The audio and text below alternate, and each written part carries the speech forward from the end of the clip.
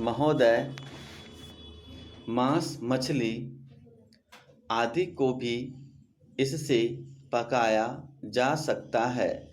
Solar heater सार्वजनिक स्थानों जैसे अस्पताल, होटल, कारखाने आदि में पानी गर्म करने के लिए काम में लाए जाते हैं। सोलर ड्रायर की सहायता से अनाज, तंबाकू, नारियल, इमारती लकड़ियाँ आदि को सुखाया जाता है। अब तो ऐसे सौर संयंत्रों का विकास किया जा रहा है जिनसे समुद्र जल के खारेपन को दूर किया जा सकता है। सौर ऊर्जा से हमारे दूर दराज के गांव भी अब प्रकाश से जगमगा उठेंगे और गांव भी शहरों की तरह सभी आधुनिक साधनों से संपन्न हो जाएंगे। हम भारतवासी सौभाग्यशाली हैं कि हमारे देश में सौर ऊर्जा 12 महीने सुलभ है।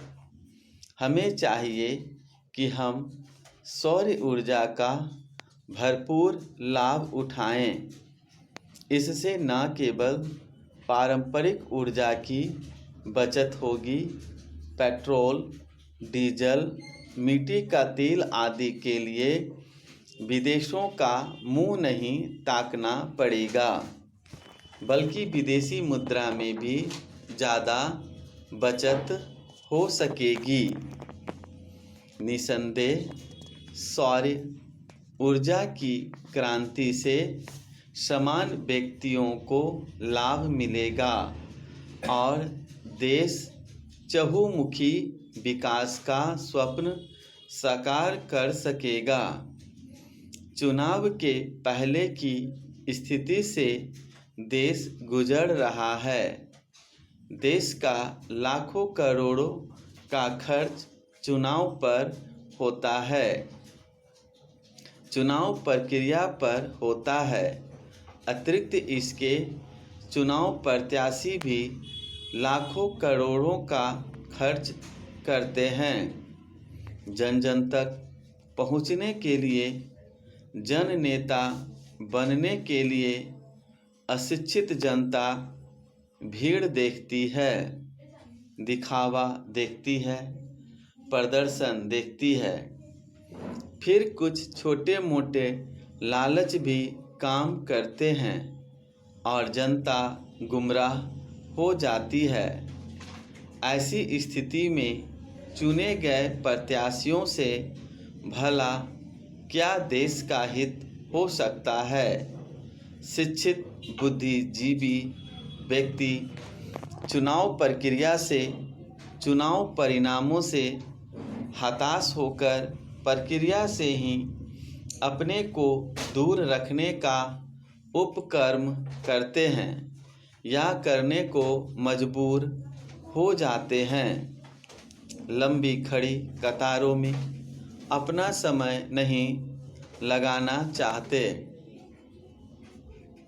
लोकसभा, विधानसभा, पंचायत सभी चुनाव यदि एक ही समय कराया जाए तो बहुत संभव है लोगों में रुचि बने, समय का व्यय रुके, आर्थिक खर्च भार जो देश को बार बार करना पड़ता है वह बच सकता है। क्या ऐसा कुछ सोचा नहीं जा सकता? प्रत्याशी बनने के लिए भी कुछ मापदंड निर्धारित होने चाहिए। उनको शिक्षित होना चाहिए और चुने जाने के बाद उनके लिए एक आचार संहिता होनी चाहिए। उनके खर्च एवं संपदा पर एक प्रतिबंध होना चाहिए। एक गवेषणात्मक दृष्टि होनी चाहिए। समाज का हित चाहने वाले ऐसा चुनिंदा लोगों का जीवन महात्मा गांधी की तरह सरल, स्वच्छ एवं सादगी वाला होना चाहिए। यदि ऐसा होने लगा तो व्यापारिक भावना से आने वाली प्रत्याशी स्वयं हट जाएंगे। अच्छे चुनिंदा व्यक्ति ही देश को सही दिशा दे सकते हैं, देश का हित कर सकते हैं। बहुजन संप्रेषण के माध्यमों के अभिनव विकास तथा राष्ट्रीय चेतना का अंतर्राष्ट्रीय जीवन से संबंध बढ़ा है, जिसके कारण मनुष्य की सामाजिक और आर्थिक समस्याएं भी जटिल होती गई हैं। वैज्ञानिक और तकनीकी विकास भी निरंतर ऊर्ध्वमुखी हो रहा है।